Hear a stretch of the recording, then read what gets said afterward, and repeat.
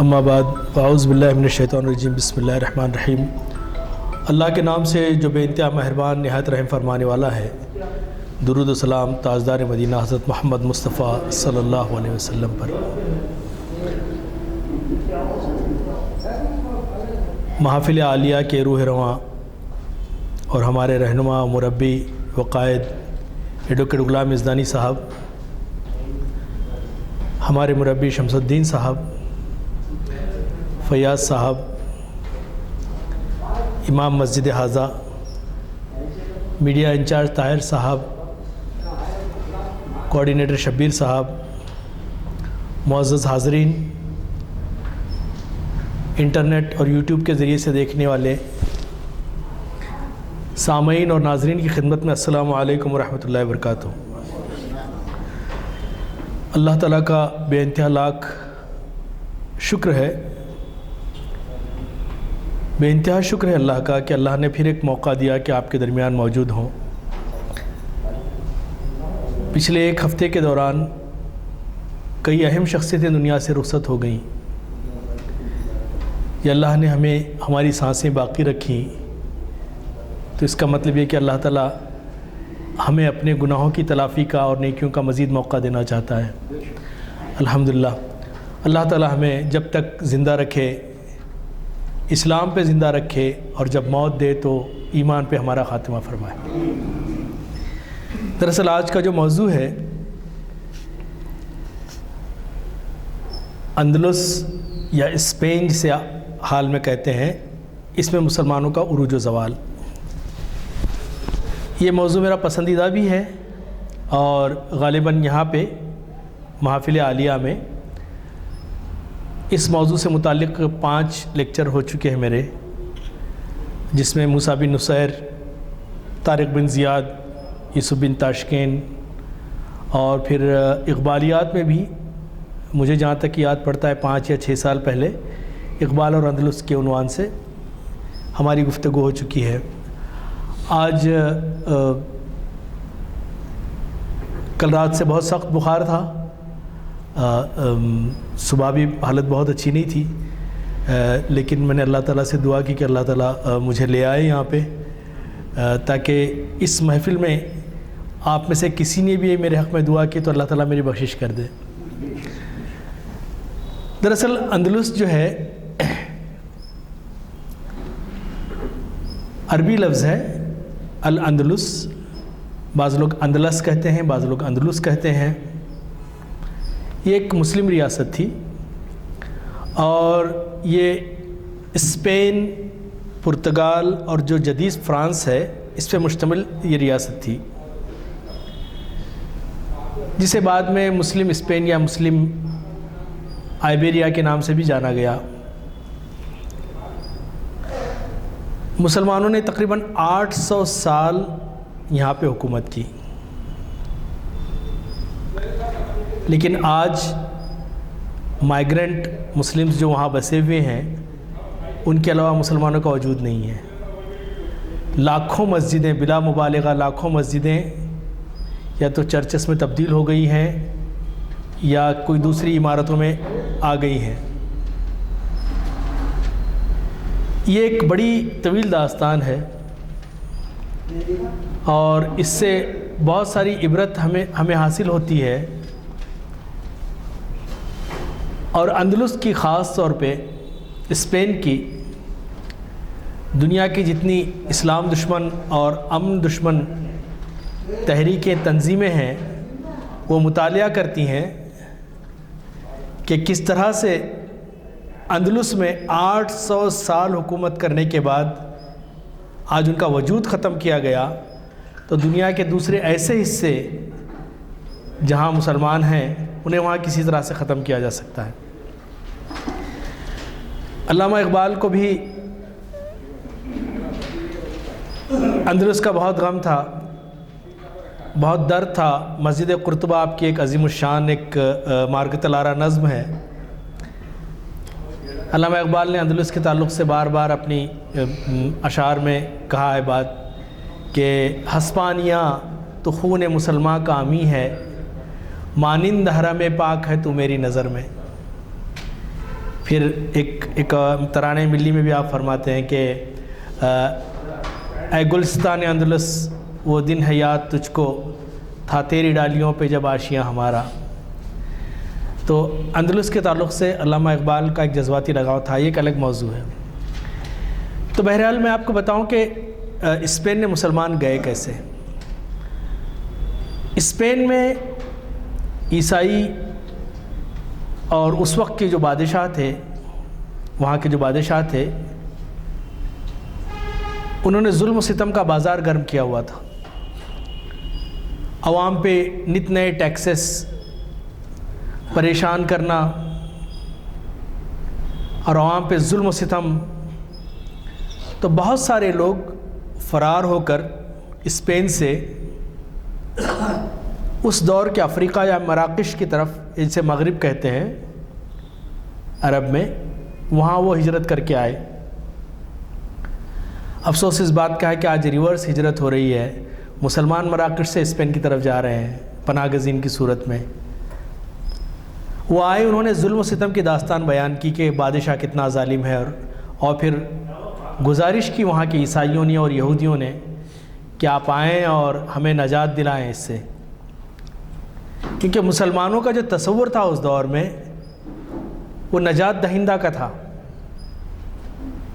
مسلمانوں نے صرف ملکوں کو فتح کرنے یا ہوسگیری کے تحت ملکوں پہ اٹیک نہیں کیا، فتح نہیں کیا اپنی سلطنت کے حدود اور رقبے کو بڑھانے کے لیے، بلکہ وہاں کے باشندوں کو وہاں کے ظالم حکمرانوں سے نجات دلانے کے لیے پیش قدمی کی اور اللہ کے دین کے پھیلانے کے لیے۔ تو جب مسلسل لوگوں کی تکالیف سامنے آئیں تو موسیٰ بن نصیر، جس پہ ایک لیکچر یہاں ہو چکا ہے تفصیلی، انہوں نے اپنے ایک بربر سردار طارق بن زیاد کو فوج دی۔ غالباً کہا جاتا ہے کہ 8-7 ہزار کا کچھ لشکر تھا، وہ دیا اور کہا کہ جاؤ اب اسپین کہ وہاں کے لوگوں کو ظلم سے نجات دلاؤ۔ طارق بن زیاد اسپین کے ساحل پہ پہنچے اور یہ غالباً 710 عیسوی جولائی کا یہ شاید واقعہ ہے یہ۔ تو طارق بن زیاد نے اسپین کے ساحل پہ قدم رکھا اور سامنے ایک عظیم الشان لشکر کھڑا ہوا تھا۔ اب طارق بن زیاد کا ایک چھوٹا سا لشکر تھا اس کے سامنے، چند ہزار نفوس سے مشتمل۔ تو طارق نے ایک عجب نظارہ دیکھا اس وقت۔ طارق بن زیاد رحمۃ اللہ علیہ کہنا چاہیے ان کو، تو انہوں نے اپنی فوج کو حکم دیا کہ ساری کشتیاں جلا دو اپنی۔ مینجمنٹ کی زبان میں بھی اور بلکہ محاورے کے طور پہ آ گیا، کشتیاں جلا دی اس نے اپنی، یعنی کہ اب یا تو فاتح ہونا ہے یا شہید ہونا ہے، اب پیچھے آپ کے سمندر سے واپس بھاگنے کا راستہ نہیں ہے، اب آپ راہ فرار اختیار نہیں کر سکتے۔ تو طارق بن زیاد رحمۃ اللہ علیہ نے اس وقت ایک عظیم الشان جملہ کہا تھا جو تاریخ میں محفوظ ہو گیا۔ آپ نے کہا تھا ایھا الناس این المفر، اے لوگو اب فرار کا راستہ کہاں ہے، کشتیاں تو جلا دیں۔ پھر آپ نے کہا البحر من ورائکم، سمندر تمہارے سامنے ہے، والعدو امامکم، اور تمہارا دشمن تمہارے سامنے ہے، سمندر تمہارے پیچھے ہے اور دشمن تمہارے سامنے ہے۔ وَلَيْسَ لَكُمْ وَاللَّهِ إِلَّا الصَّدْقُ وَالصَّبْرُ، تمہارے سامنے اس کے علاوہ کوئی چارہ نہیں ہے کہ استقامت اور صبر سے کام لو۔ ہمت کرو گے تو یہ سارا ملک تمہارا ہے، بزدلی دکھاؤ گے تو دونوں طرف موت ہے۔ اور تاریخ نے یہ نظارہ دیکھا کہ آپ کی مٹھی بھر اس لشکر نے شکست فاش دے دی اس لشکر کو بادشاہ کی، اور اس طرح مسلمانوں کا پہلی حکومت کا قیام وہاں پہ عمل آیا۔ طارق بن زیاد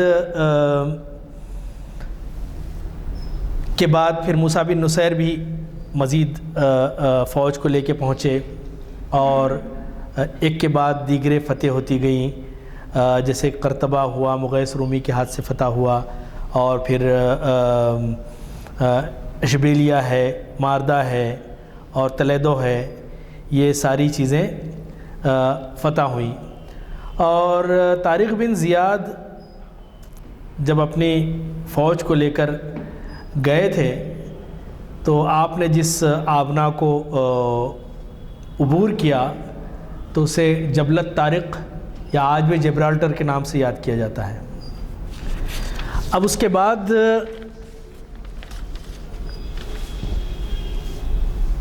اسپین فتح ہو گیا، قریب کے علاقے فرانس تک پہنچ گئے، اور فتوحات کا یہ سلسلہ چل رہا تھا، اور بہت ممکن تھا کہ اگر وہ ناخوشگوار اور بدبخت حالات پیش نہ آتے کہ بغداد سے بنو امیہ کی سلطنت کا خاتمہ ہوا، بنو عباس آئے، مسلمان جرمنی اور پھر اس کے بعد انگلینڈ، اور اس کے بعد ہو سکتا ہے کہ پہنچتے پہنچتے وہ بہت آگے تک چلے جاتے، سارا یورپ امریکہ کے قریب تک بھی یہ اسلام کے زیر نگیں آ گیا ہوتا۔ ہوا یہ کہ جب یہ فتح ہوئی، بلکہ عیسائیوں نے جب اسپین فتح ہوا تو وہاں کے سیلویشن ڈے منایا، یوم نجات منایا کہ آج ہمیں نجات مل گئی، اور مسلمانوں نے ان کا بڑا خیال رکھا ہے۔ متعصب مستشرقین کو چھوڑ کے عام طور پہ سارے مستشرقین کہتے ہیں کہ مسلمانوں نے بڑا خیال رکھا ہے، اپنے سے بڑھ کر خیال رکھا ہے۔ اب میں اس بات کی طرف میں آ رہا ہوں، میں آپ کو بتاؤں گا۔ تو بنو عباس کی حکومت ختم ہوئی، اور بنو امیہ کی حکومت ختم ہوئی، اور بنو عباس نے حکومت قائم کی، اور فوراً حکم جاری کیا کہ اسپین سے موسیٰ بن نصیر اور طارق بن زیاد اور سب لوگوں کو معزول کیا جاتا ہے، سب واپس آ جائیں۔ بہرحال وہ واپس آئے، اور ایک دردناک حالت ہے جس کا میں تذکرہ نہیں کرنا چاہتا، آنکھوں میں آنسو آ جاتے ہیں میرے، کہ جس سال اسپین فتح ہوا تھا، مکہ مکرمہ میں حج کے دوران سارے مسلمان ایک دوسرے کو مبارکباد دے رہے تھے کہ الحمدللہ ایک نیا ملک شامل ہوا ہے، لیکن اسی حرم کے باہر ایک شخص کو نابینا کیا گیا تھا، اور وہ بھیک مانگ رہا تھا اپنا جرمان ادا کرنے کے لیے، وہ موسیٰ بن نصیر تھا۔ دونوں آنکھیں ان کی اندھی کر کے وہاں کے جو بنو عباس نے انتقامی کارروائی کی۔ بہرحال یہ ہمیں اپنوں سے جتنا نقصان پہنچا ہے کسی اور سے نہیں پہنچا۔ درخت نے کہا کہ لوہے کی کیا مجال تھی،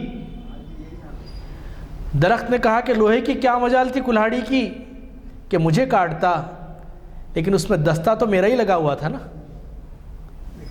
دست و بازو ہمارے ہی لوگ بنتے ہیں اور ہمارے خاتمے کا کام کرتے۔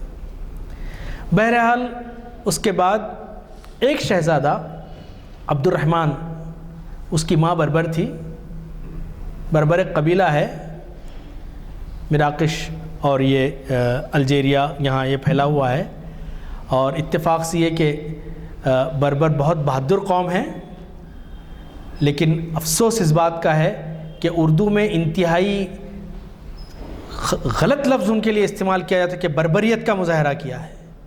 یہ انگریزوں کا دیا ہوا لفظ ہے بیربیرینس، کیونکہ یہ غلامی قبول کرنے والی قوم نہیں تھی۔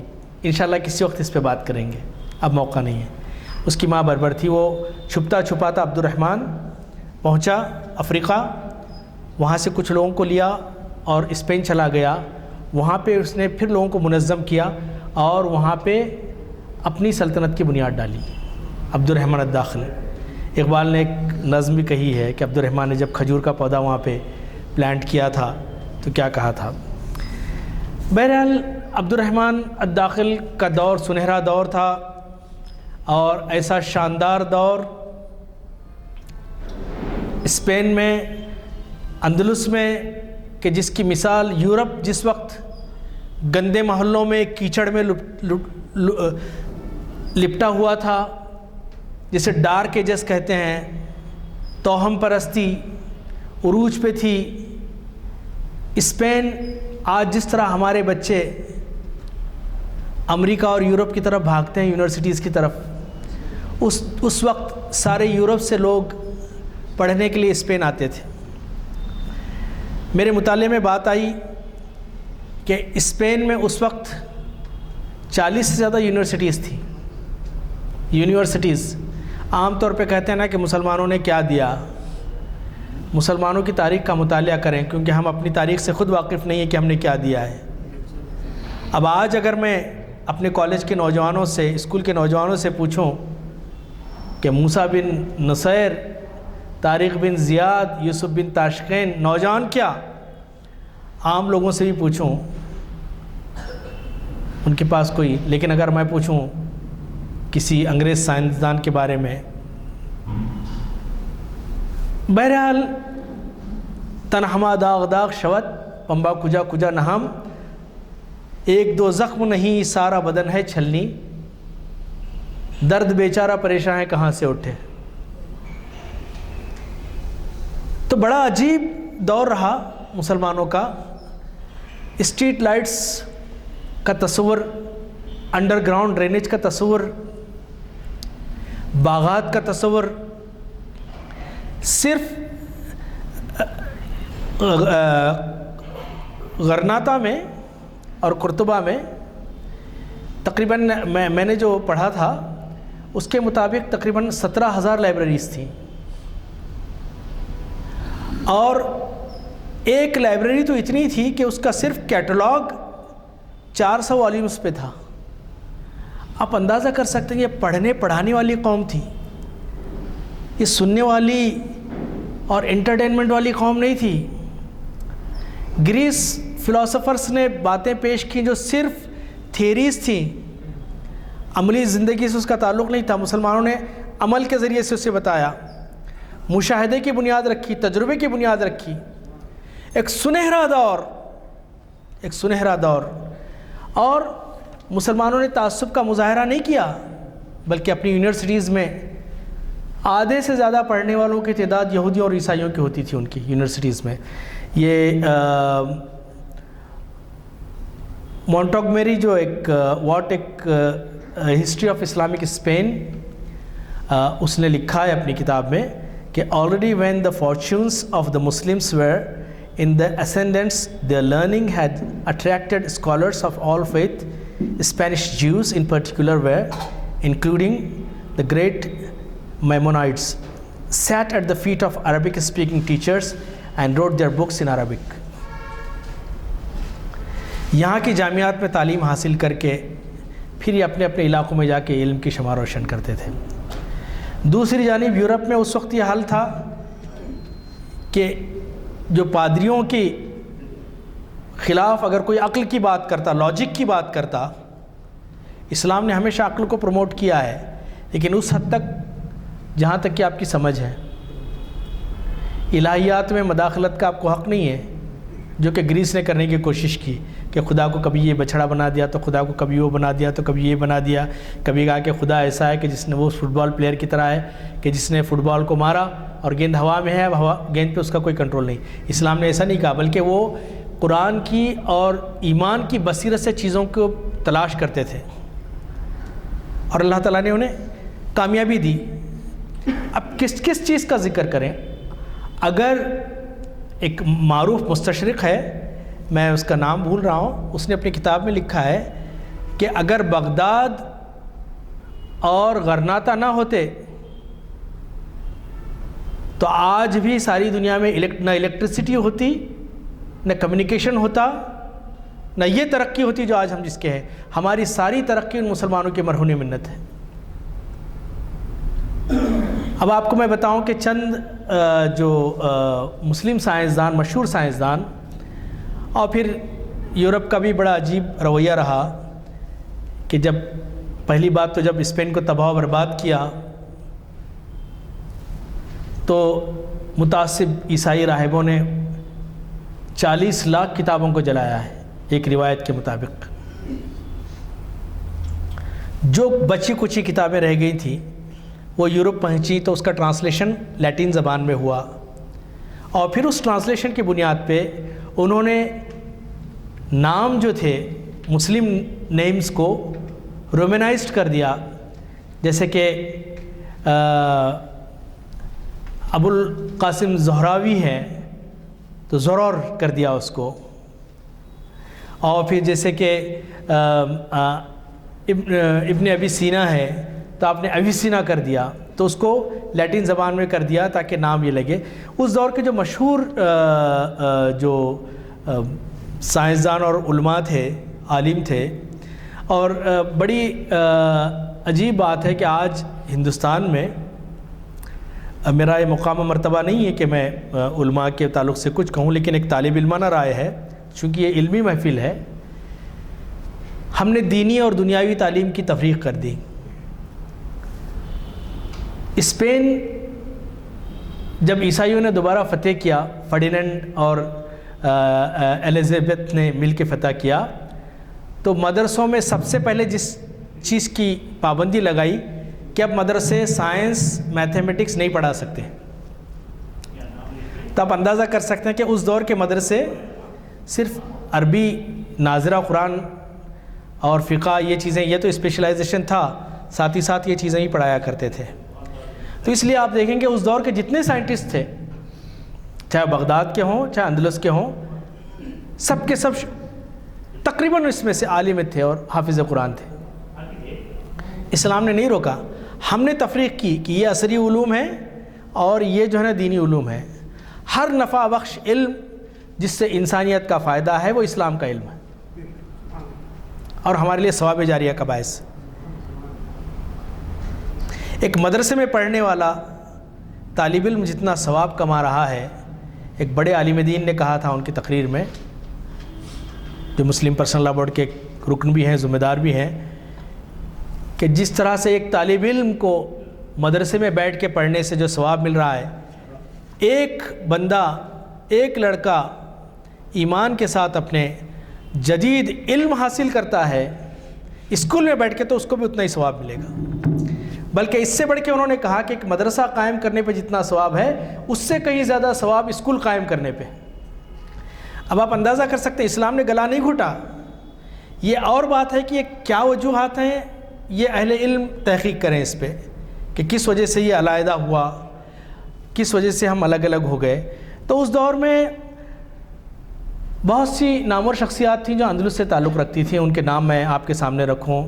عظیم مفسر تفسیر قرطبی ہم جانتے ہیں کہ امام شمس الدین قرطبی رحمۃ اللہ علیہ، مشہور عالم سیاح ابن بطوطہ، اور پھر ابن جبیر، اور سرجری اور ماہر امراض چشم آپتھلمولوجسٹ ابو القاسم الزہراوی۔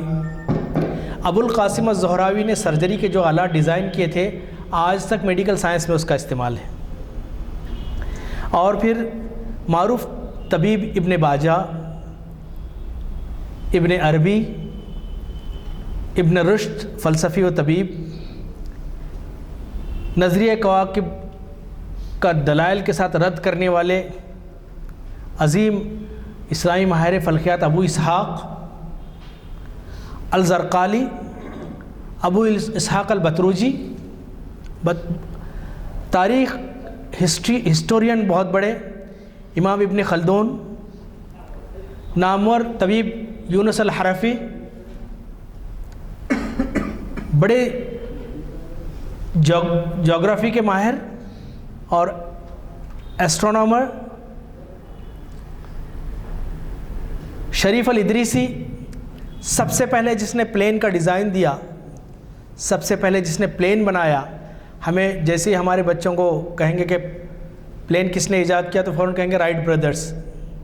رائٹ بردرز کا کنٹریبیوشن ہے، انہوں نے اسے ترقی یافتہ شکل دی، لیکن سب سے پہلے پلین جس نے بنایا اور اسے کامیابی کے ساتھ اڑا کے دکھایا، لیکن کچھ پرابلمس ہوئی اس کے ساتھ، وہ ابن فرناس۔ آج بھی یورپ کی لائبریریوں میں، لیبارٹریز میں اس کی تصویریں لگی ہوئی ہیں۔ ہمارے بچے کون جانتے ہیں ان کو؟ مانگتے پھرتے ہیں اغیار سے مٹی کے چراغ، اپنے خورشید پہ پھیلا دیے سائے ہم نے۔ ہمیں اپنی تاریخ سے واقف نہیں ہے، کسی کا کیا رونا روئیں۔ پھر اس کے بعد نامور فزیشین ابن الہیثم، ماہر فلکیات و الجبرا نصیر الدین طوسی، اور بے شمار یہ علماء جو ہیں اور ماہرین جو ہیں، ان کا تعلق اندلس سے تھا۔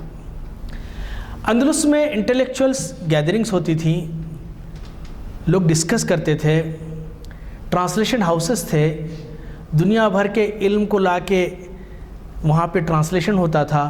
یہاں کے علم کو عربی زبان میں جو تھا اس کو ٹرانسلیٹ کر کے لیٹن زبان میں، گریک زبان میں اور دوسری زبانوں میں ٹرانسفر کیا جاتا تھا۔ مسلمان علم بانٹنے میں کنجوس نہیں رہے۔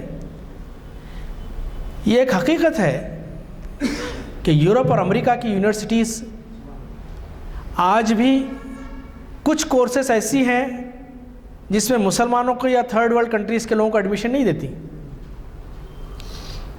کچھ کورسز مخصوص ہیں، میں غلط نہیں کر رہا ہوں، آپ گوگل کر لیجئے اور اس پہ آپ کو اندازہ ہو جائے گا۔ بہرحال ایک سنہرا دور گزرا، پھر مسلمانوں کا جیسے کہ حال ہے کہ اللہ کے رسول صلی اللہ علیہ وسلم نے فرمایا ہر امت کے لیے ایک فتنہ ہے، میری امت کے لیے فتنہ مال ہے۔ مال جب تک کہ امانت کا تصور آپ کے پاس ہے، امین کے طور پر ہے، بہت اچھا ہے۔ مال ایک بہترین سواری ہے جس پہ آپ سوار ہوں اور آپ کے کنٹرول میں رہے، لیکن اگر وہ آپ پہ سوار ہو جائے تو آپ کو غارت کر کے رکھ دے گی۔ مسلمانوں کے پاس پیسہ آ گیا، عیش و آشائش آ گئی، اب ایسی چیزوں کی طرف وہ آنے لگے، راغب ہونے لگے کہ جو انہیں تباہی کی طرف لے جا رہی تھی۔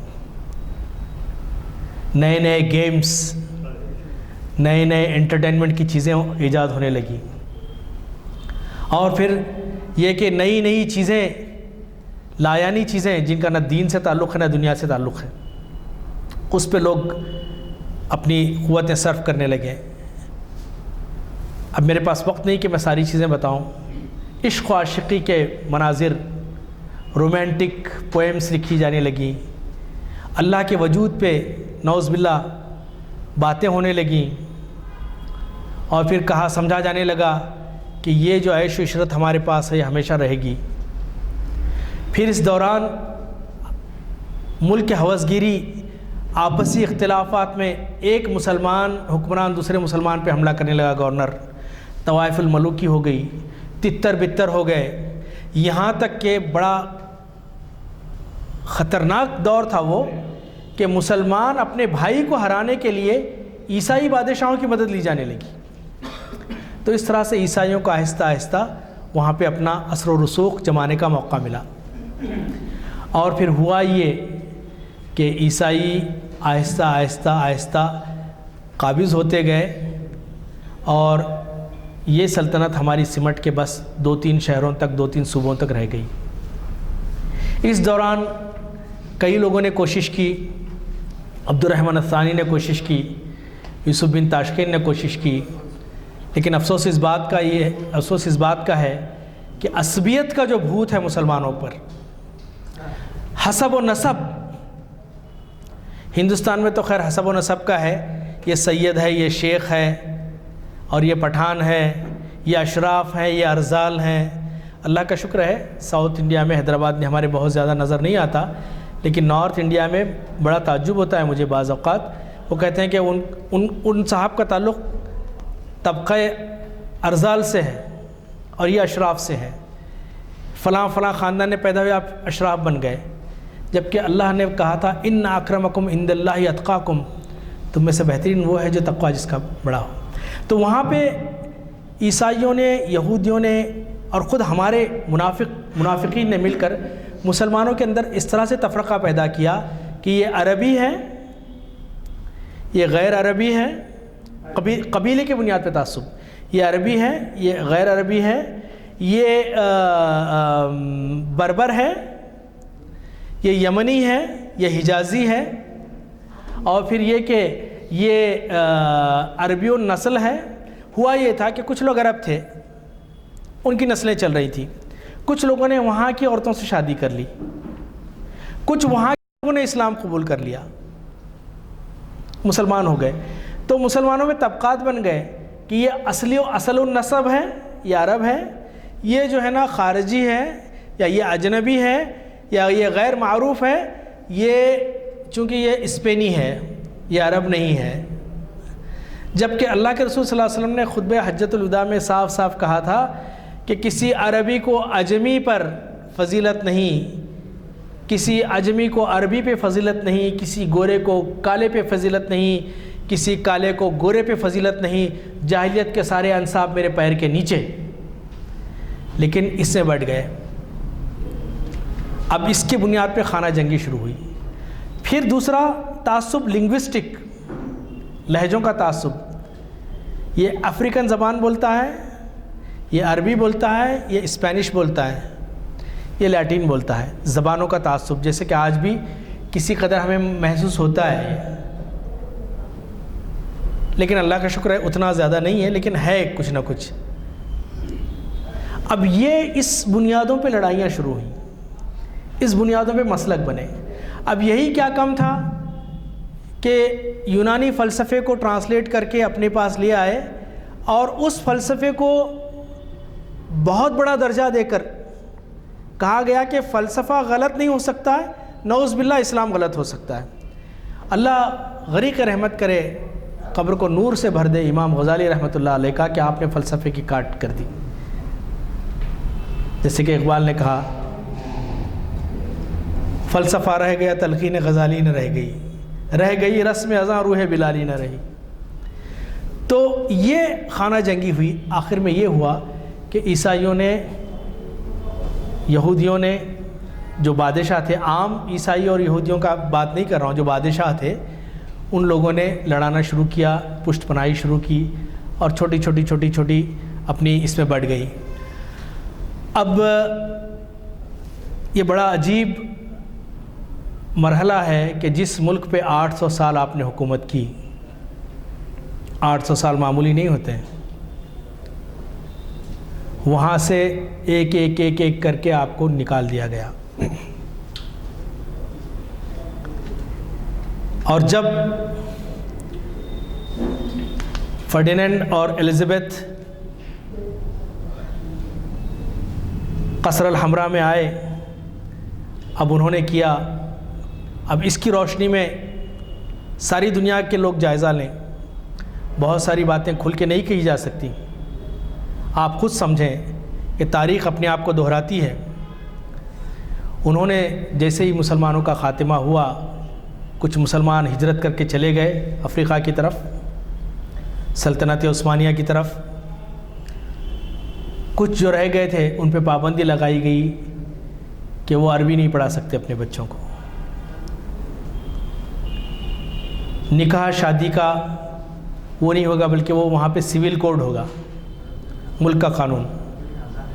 آپ کو اذان کی اجازت نہیں ہوگی، آپ کو اپنے مذہب کی تبلیغ کی اجازت نہیں ہوگی، آپ کو حجاب اور اسلامی شعار کی اجازت نہیں ہوگی، اور آپ کو لازماً یہ ساری شرطیں قبول ہیں، اور آپ دوسرے درجے کے شہری رہیں گے۔ آپ کو حکومت کے معاملات میں بولنے کی، معاشرے میں بولنے کی کوئی آپ کو اجازت نہیں ہوگی۔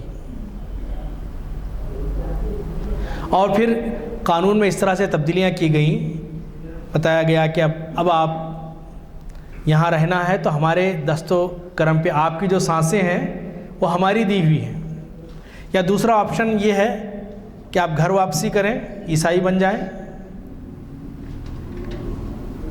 لاکھوں کی تعداد میں مسلمانوں کو مرتد کیا گیا، کچھ مسلمان جان بچا کے اپنی بھاگ کے افریقہ کی طرف آئے۔ تو میں یہ بتا رہا ہوں کہ اللہ سبحانہ و تعالیٰ رب العالمین ہے، قوانین فطرت اس دنیا کو چلا رہے ہیں۔ اگر آپ کیپیبل نہیں ہیں تو اللہ کو آپ کی ضرورت نہیں ہے. آپ کو اگر فار ایگزامپل کتنا ہی اچھا قاری ہو, عالم ہو, تہجد گزار ہو, گاڑی چلانی نہیں آتی اسے, تو اس کے ہاتھ میں کار کی چابی نہیں دیتے ہیں ہم اسے.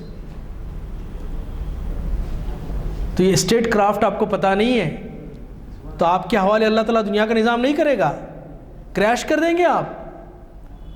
ہاں اللہ کی مدد آپ کے ساتھ ہے اگر آپ قانون فطرت کے مطابق اپنے آپ کو کیپیبل ثابت کریں. ایک دانشور سے, غیر مسلم دانشور سے میری ملاقات ہوئی تھی ایک یونیورسٹی میں. اس نے مجھ سے کہا تھا کہ فار ایگزامپل اگر آج دنیا کے کسی ملک کا جو کہ اسلامی نہ ہو انتظام تم کو دے دیا جائے تو کیا تم چلا سکو گے اسے؟ اس نے مجھ سے عذرائے مذاق کہا تھا کہ ایک دن لوکل ٹرین کا نظام نہیں چلا سکتے تم اپنے آپ کو کیپیبل ثابت کرو. یہ دو قوانین چل رہے ہیں یہاں پہ. ایک قانون فطرت ہے, دوسرا قانون شریعت ہے. قانون شریعت میں معافی کی گنجائش ہے, فطرت سے بغاوت کریں گے اللہ اسی لیے علامہ اقبال نے کہا کہ فطرت افراد سے اغماض بھی کر لیتی ہے پر کرتی نہیں ملت کے گناہوں کو معاف. بہرحال ایک آخری امید کی کرن جاگی تھی جب سلطان ابو الحسن نے دوبارہ مسلمانوں کو اسپین میں اکٹھا کرنا شروع کیا, اور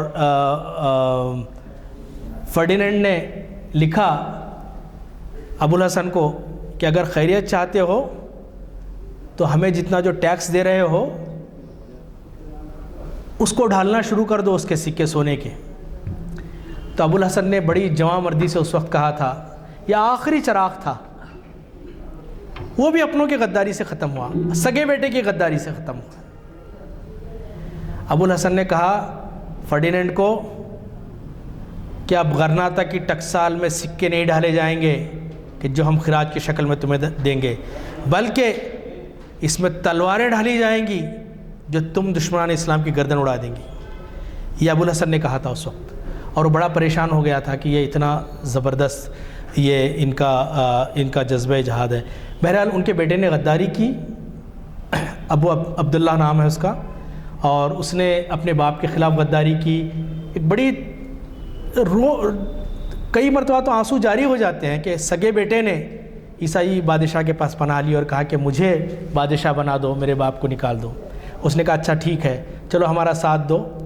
اس نے اس کے والد کو, اس کے چچا کو شکست دی اور اس سے کہا کہ یہ تم 2-3 علاقے دے دیے غرناطہ اور وہ, کہ ان علاقوں پہ اپنا حکومت کرتے رہو.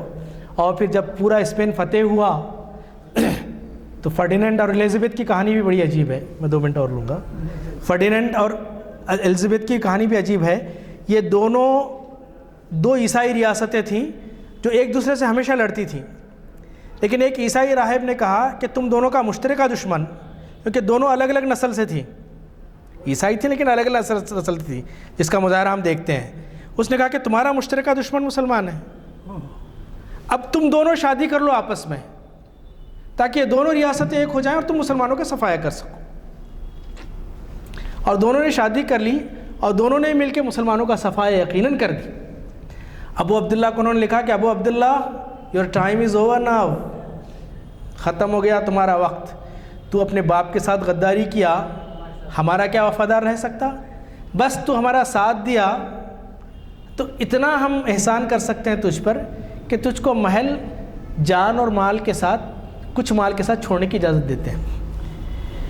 تو مورخ لکھتا ہے, اور اس کے لیے بڑا عجیب جملہ بھی انگریزی میں ہے, اور وہ کہتے ہیں کہ دا لاسٹ سائے آف مورو کہتے ہیں, اسپین کے مسلمانوں کو مورو کہا جاتا ہے. تو وہ پہنچا اپنی ماں کے ساتھ پہاڑ پہ, اور پہاڑ پہ سے غرناطہ کو دیکھ رہا ہے کہ روشنیوں کا شہر جہاں پہ کبھی حکمران تھے آج نکالے گئے ہیں, بڑے بے آبرو ہو کر تیرے کوچے سے ہم نکلے والا معاملہ ہے. اور آنسو بہانے لگا. تو اس کی ماں نے ایک تاریخی جملہ کہا تھا, اس جملے پہ ہی میں اپنی بات ختم کرتا ہوں. اس کی ماں نے کہا تھا کہ جس چیز کی حفاظت تم مردوں کی طرح نہیں کر سکے اور اس کے چھن جانے پر عورتوں کی طرح آنسو بہانے سے کیا فائدہ. جزاک اللہ خیر. والسلام علیکم ورحمۃ اللہ وبرکاتہ. السلام علیکم. شکوہ جو ہے تو شکوہ چیپٹر میں